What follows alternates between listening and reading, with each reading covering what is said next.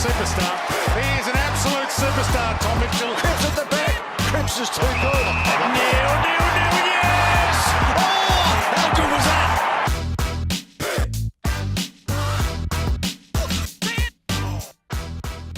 No messing about today, J-Law. Oh, yeah. Trivia time. Already. You ready? I'm Jordan Lawley, by the way. Yeah. Like, this is great. Don't worry about the intro.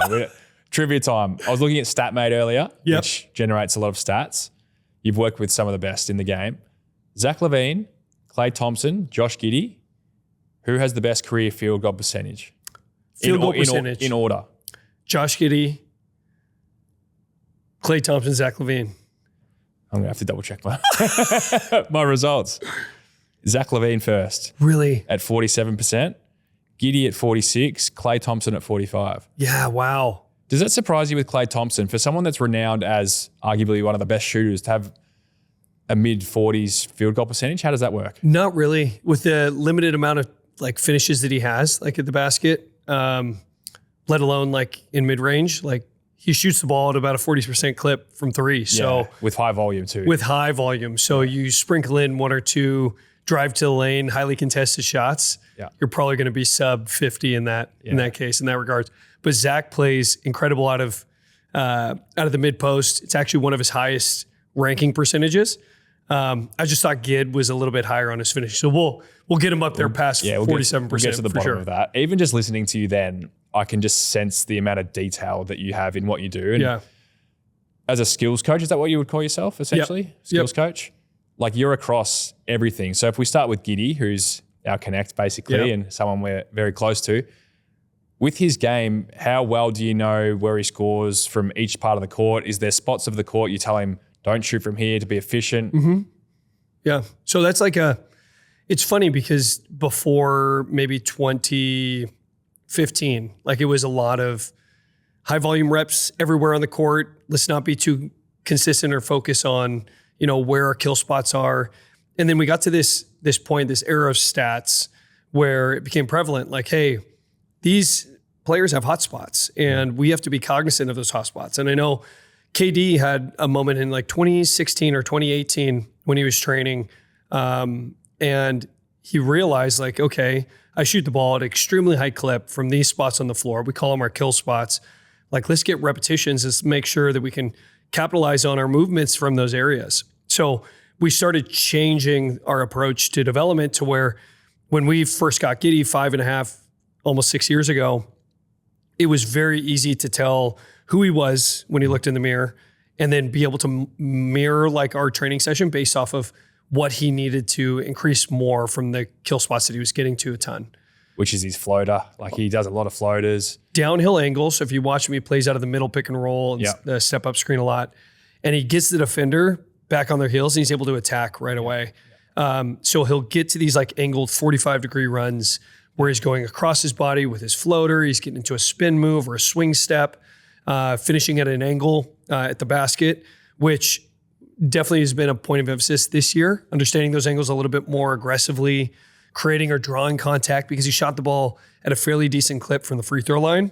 So we want to increase his numbers from the stripe. Like we should be increasing his numbers or his attempts from the free throw line a game by 1.5 this year. So 1.5 more attempts per game from the line. He's increased his 3-point percentage, which is something that we continue to do every year, about approximately 3% every season we've worked with him. Yeah. So he's just at 38% now, which is incredible for somebody who came into the league in the 20s and was looked at as somebody who could not shoot a lick. Now, it's because he looks unorthodox, but 100%. If the ball goes, are you of the mantra of the ball goes in, it doesn't matter how it goes in, or do you need to have a sexy shot? You don't have to have a sexy shot, but you do have to understand how to shoot. And that's been the beautiful thing, like with Gid, is he's just been a big lump of clay, like a big rectangular Unco block of clay that we've been able to kind of chisel into, the looking of a shooter. It's not, the most pieced together thing right now, and it still has its elements of being a little bit choppy, but it's so much more fluid than where it was, and it's going to continue to get better. And that's something that we're both, when we go into a session, we both understand like where we're at now is not where we're going to be. And like there's beauty in that. And there's so much excitement in that. And that's what keeps us, going and looking toward the next session.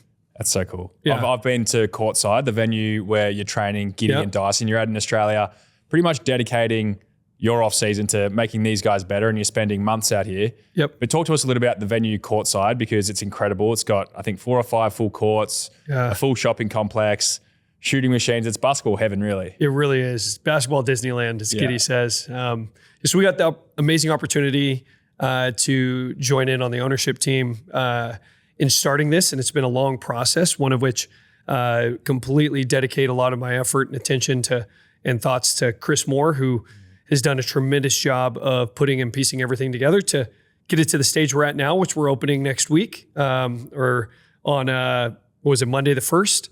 So we're really pumped to be able to get there. We have 3 full courts, NBA-sized courts.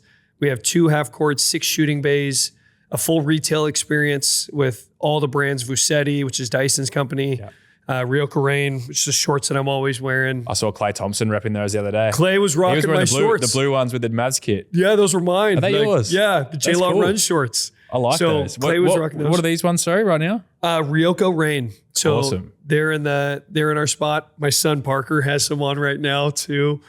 I'm gonna have to get some of these. A ton of amazing products in there. We have a cafe as well as a little coffee stand. We have a physio room with 15 passenger or 15 people sauna.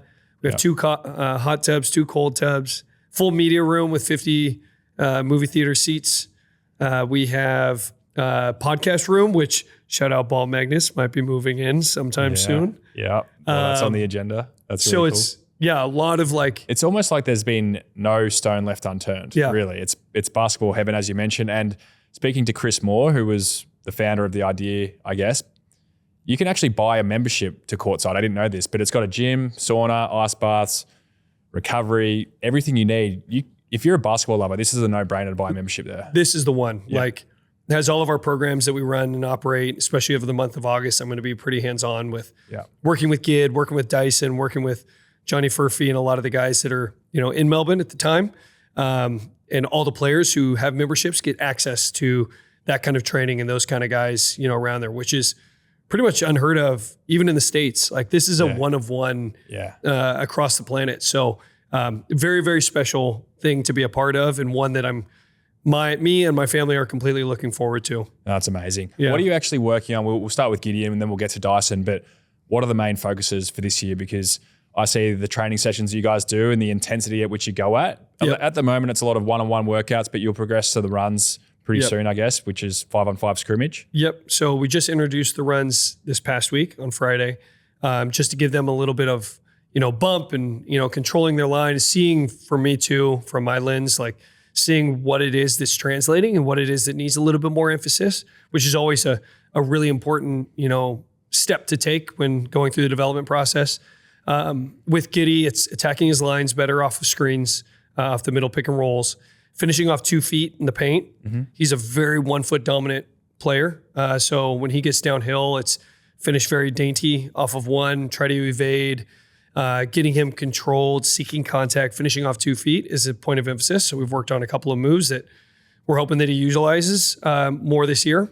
And then the third is maintaining control and footwork off his shooting, of his 3-point shooting. So whether that be off the catch or off the bounce, we have a couple of different scenarios for him. Like when defenders go under, he needs to be able to control his feet to make that quick read to be able to shoot behind the 3, or catching and keeping his feet moving when he's off the ball. So that way, when he finds the ball, he's ready to pull right away, having that 0.5 second decision making to shoot because he's so eager to pass. Yeah. And that's pretty much our 3 main points of emphasis. There'll be little things that we kind of pick up as the season goes on, as the off season goes on. But for now, in the back of our minds every day are those three areas. So detailed. Yeah. I love the detail. Do you ever train defense? Because every time I see social media and these workouts that players do, there's that place called the Summit, I think, in New York, or where everyone trains, it seems like. But it seems very offensive, dominant. Yeah. Does that make sense? Is defense just practice in scrimmage? It is. There's certain keys that are talked about within defense. There's a lot of offensive skill concepts that kind of carry over, lateral quickness, mobility, things that transition. There's a lot of understanding the yin to the yang of like, hey, on offense, when we go into this, we're trying to take advantage of the defender doing this. So when we're on defense, let's try to mitigate that. Let's try to be aware of that. So that way we're not showing a flat frame versus a turn frame toward a shooter's dominant hand. And like when you contest over the shoulder rather than contesting at ball site, because when you contest at ball site, shooter's going to have a 15% better chance of making the shot than a contest across their frame, which we figured out with Zach LaVine a few seasons back. So there's a bunch of like things that kind of happen intrinsically. But when we're back in the States, we do have a defensive coach, Cedric Middleton, that is a killer. So he worked really closely with Tui, Lockie Olbrick, and a lot of the boys that we had for pre-draft. And he's been a game changer in understanding the proper defensive mechanics and footwork that comes through it. And you've got Dyson. Is he the best defender in the league or the best perimeter defender in the league? 100%. Like his ability, first and foremost, like he's as strong as an ox. He's every bit of 6'6". So lengthwise in the arms.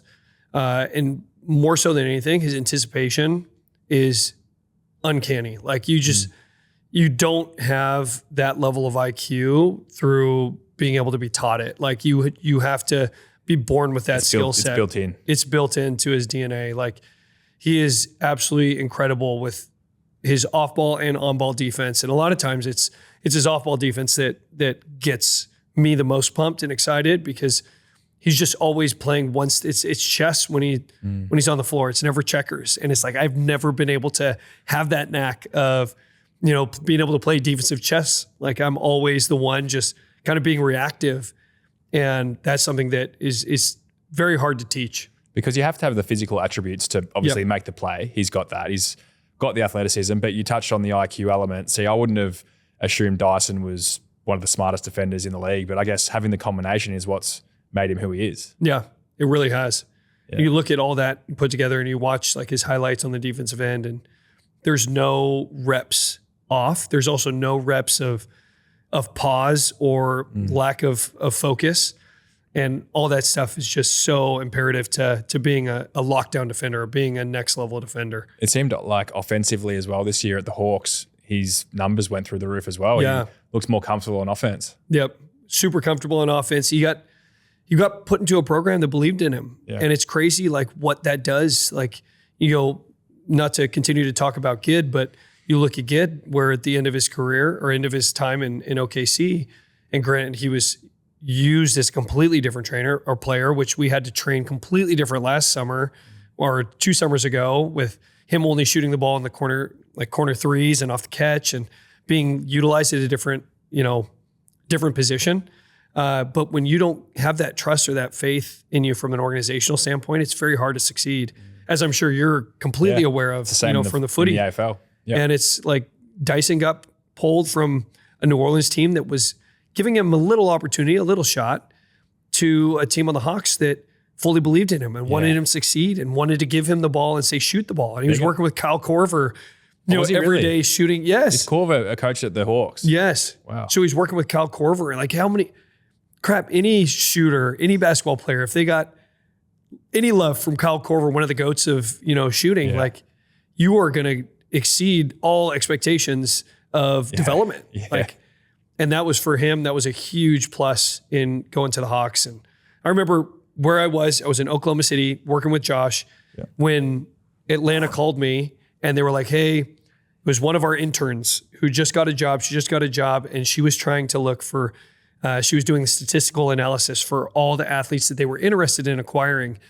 And on her docket was Dyson Daniels. She called me, said, Jordan, what do you think about Dyson coming to the Hawks?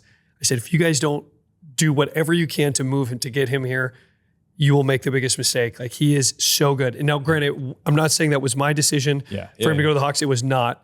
But just to give you a little insight on like how keen they were in getting him there, like how hot they were. And that was when Josh was still in OKC. So 2.5 years ago, 2 years ago.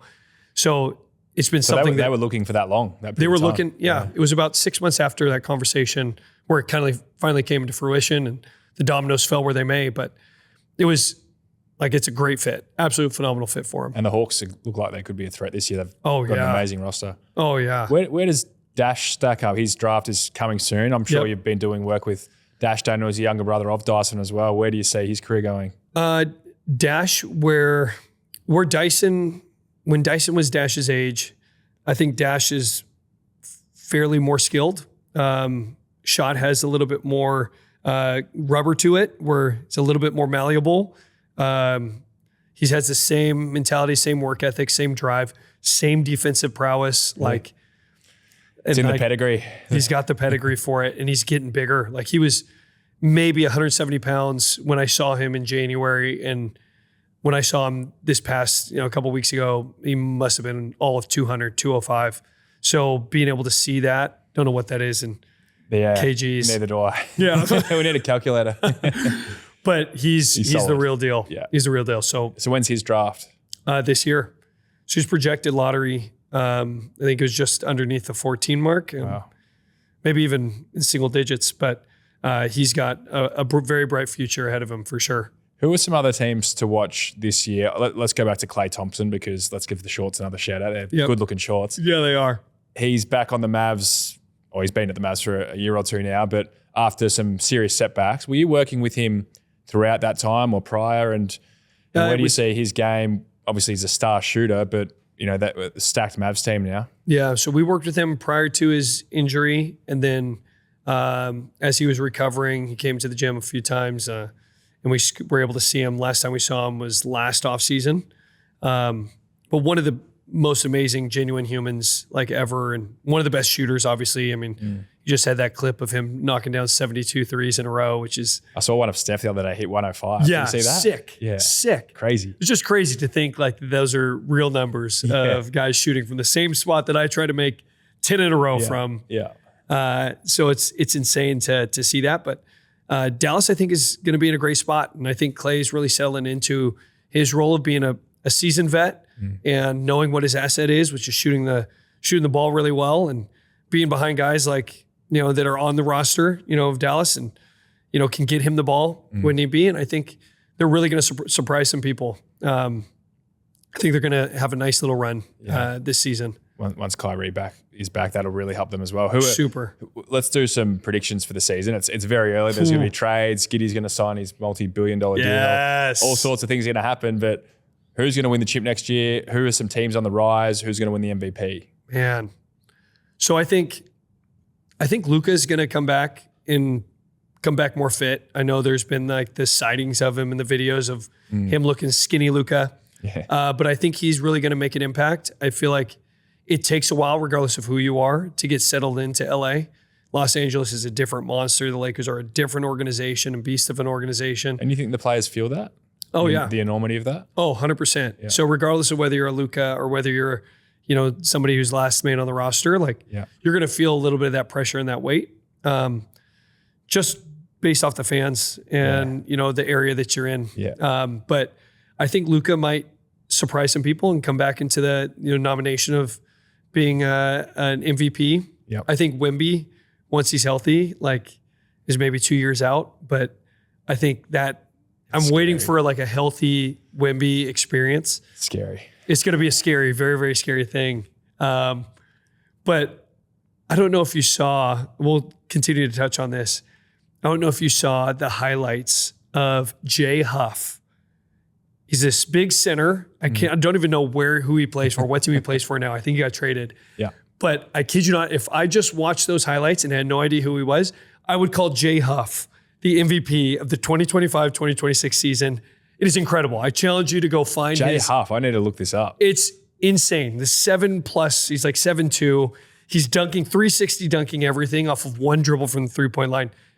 Probably one of the best highlights I've seen, highlight mixtapes I've seen on runs. Because Wemby, they basically call him an alien. This what's his name? Jay Huff. Jay Huff. Yes. All right. You're welcome. He's also an alien. He is an alien. Feel different. But he's been a hooper in the league who's just been a defensive guy, rim protector, does all the things, and then you see him go out. And for somebody who does not know who he is or even that he's in the league, you would look at him and be like, this dude is the GOAT. He's incredible. So wow, okay. I've taken something cool away from this pod today. I'm looking forward to looking up this highlights package. Jay Huff. Jay Huff. That's an easy name to remember. Yeah. with the Lakers and how big the organization is, I've been fortunate enough to go over there and actually very lucky. We had Magic Johnson give us a tour of the facility of all people, which is one of the biggest and best lifetime experiences I've ever had. But a player that is world renowned and rest in peace, Kobe Bryant. But you had the opportunity to rub shoulders with Kobe at some of his camps, and you guys were really bonding over certain things around footwork and how you teach certain skills. Do you still reflect on those times with Kobe and the learnings you had with him and those bonding experiences? Yeah, I do. And it's a shame that I didn't get more of them. It's a shame that, the start of our relationship was toward the end of his life. But there's just so much that was picked up in that moment. There's so many details that we kind of shared over the course of a couple of days. And I feel like that's the true essence of what Kobe stands for and what Mamba mentality is. It's like constantly paying it forward, like paying the higher education forward to the next generation. And that's something that he was really really keen on doing, was he always wanted to give back. And it was with a lot of the Gen Z females, especially in the Orange County area. Yeah. But to see him like operating in, with the Paul Georges, and we had Kawhi Leonard there, and we had, Jamal, like literally all these guys, Jamal Murray. That would have just been ending out of the palm of his hand. And they were just like, to see this, Kyrie Irving was sitting front and center, like in these meetings that we'd have or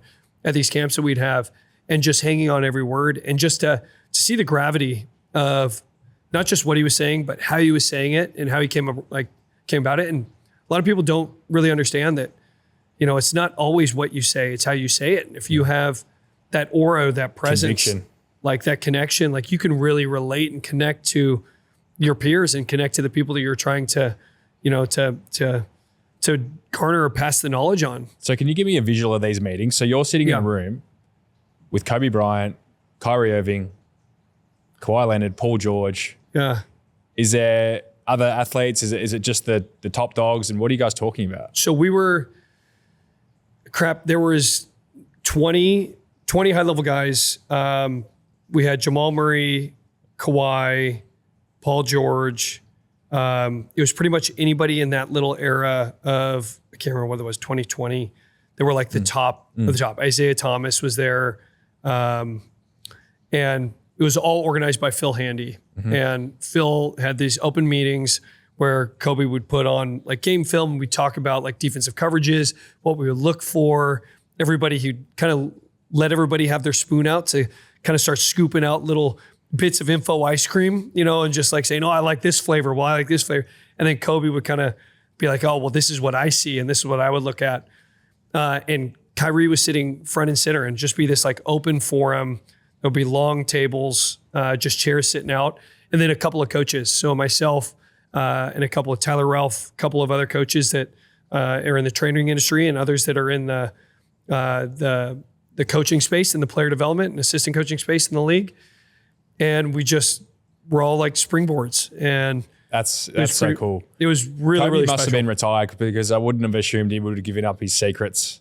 Who? While he was playing Kobe. Oh yeah, he was retired. Well retired, yeah. 100%. Happy to give away the tricks of the trade then. Yeah, no competitors would never have done that. For sure. What about the Carmelo Anthony experience? You've done a one-on-one session with Carmelo. We actually had him on the Ball Magnets podcast. I know, which was insane, and he was great. So humble and genuine. Gave us a good portion of his time, and just was sharing some really cool stories about LeBron and Jordan and everything. But talk to us about that session you did with Carmelo Anthony. Yeah. So with Carmelo, we had a couple of years with Carmelo, both when he was getting traded to Houston, which was an interesting time. But for me, that was, and I think I said this, before. I've said this on multiple interviews. Like, he was my GOAT when it comes to mid-range, and like who I've kind of like tried to imitate as best as I could from the mid-range, from mid-post. And footwork, quick trigger, understand clockwork, and like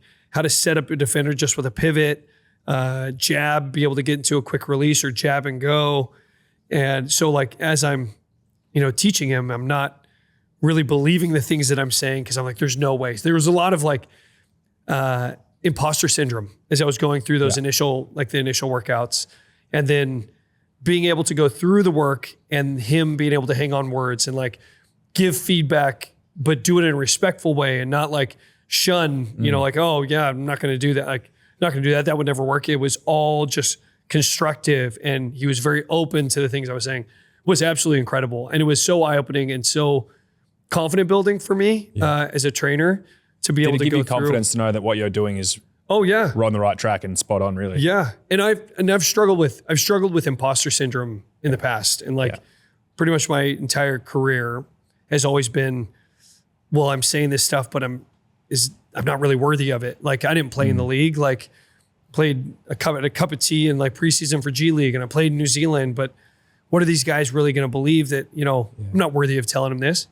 So there's been a lot of self-doubt, like in my early stages of my career.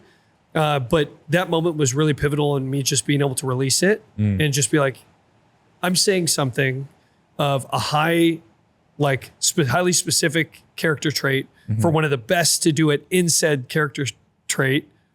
Like, I might be on the right track. Yeah. So that was a really, really positive experience for me, and one that I'll forever be grateful to Carmelo for. On the imposter syndrome, has that gone away now? Because you've got the best athletes in the world coming to you and listening to you. Like, you must know that what you do is of a serious quality.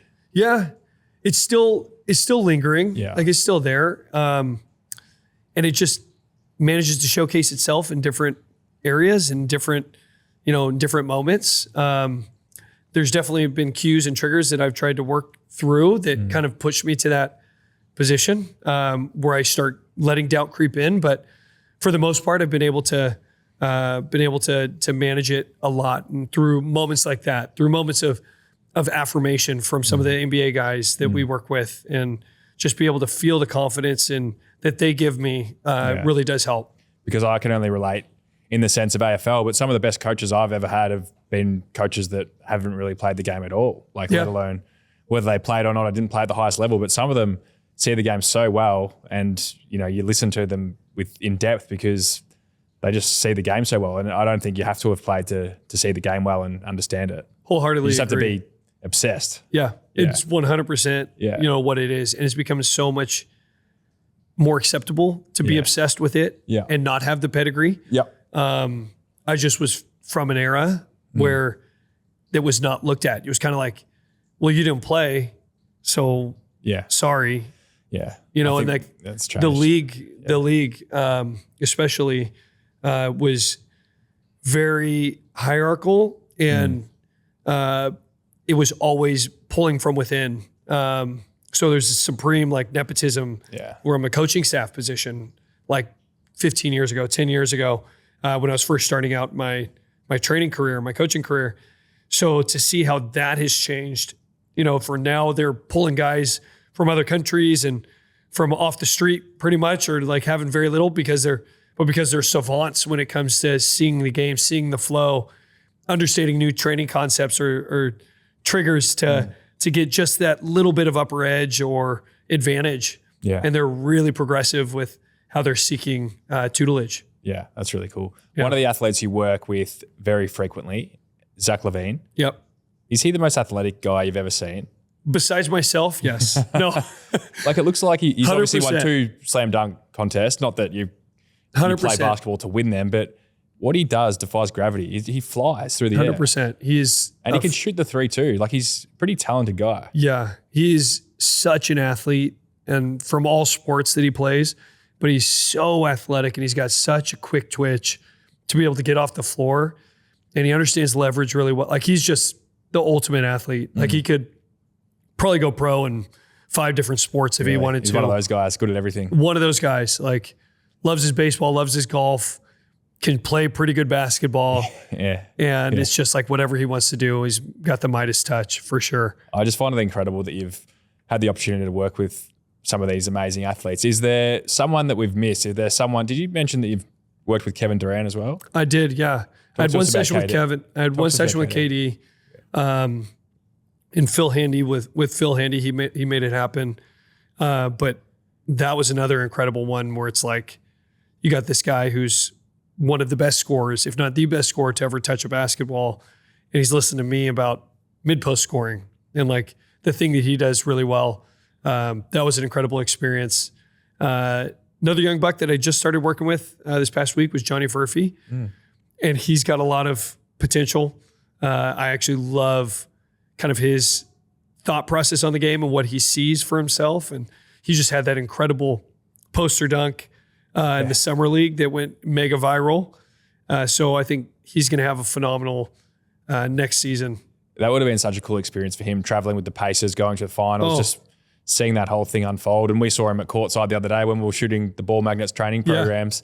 Just a little baby-faced kid who's got the whole world in front of him. You cut his neck off, and like you just think you put his head on my son.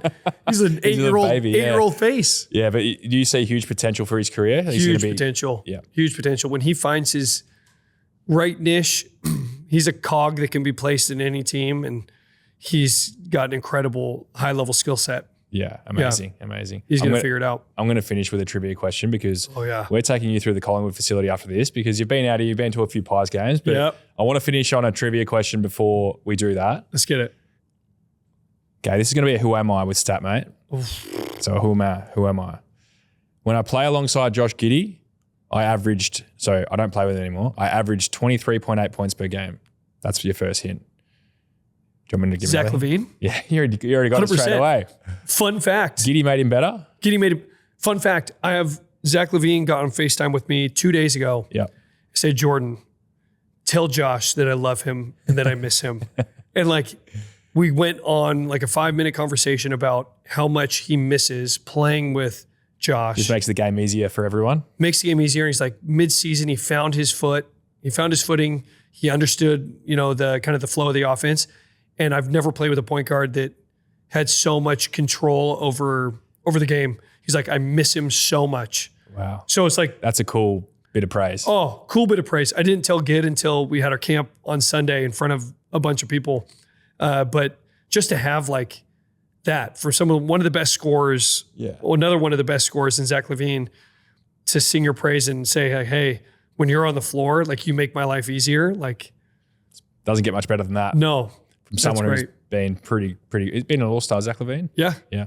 Multi. Will Gideon, Dyson get to that level? They'll be all-stars? So mark my words. One of Josh, one of our goals has been all-star. Yeah. And that's going to be something that we definitely get for him. Yeah, that's going to happen. Yeah. That's really cool. And we were very fortunate the other day, and I have to thank you again for shooting the training programs with yourself, one of the best trainers in the world, with Josh Giddey, one of the best up-and-coming basketballers in the world. Can you just touch a little bit on those programs that we're putting together for the Ball Magnets training programs on the Ball Magnets website? We did some things around shooting, passing, dribbling, but it doesn't get much better when you've got experts taking those courses. Yeah. So first off, phenomenal job. Outline the instruction, the detail on your guys' programs, especially from the basketball side, was top notch. And we did a beginners and intermediate version for each one of the drills that we did, just talking about proper hand placement, the 4 main pillars of your shot. So if you guys want to learn how to shoot, make sure you head on over to Ball Magnets, get the app, get the drills. We touched on ball handling, which is extremely huge for Gid. And I know there's going to be a lot more that we're able to do to kind of give for people who are seeking that, next level of advice and expertise.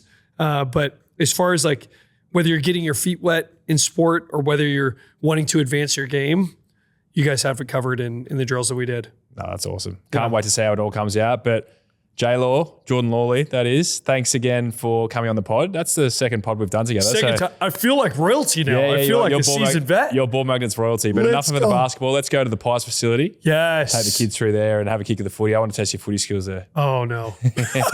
Let's go. Thanks, T.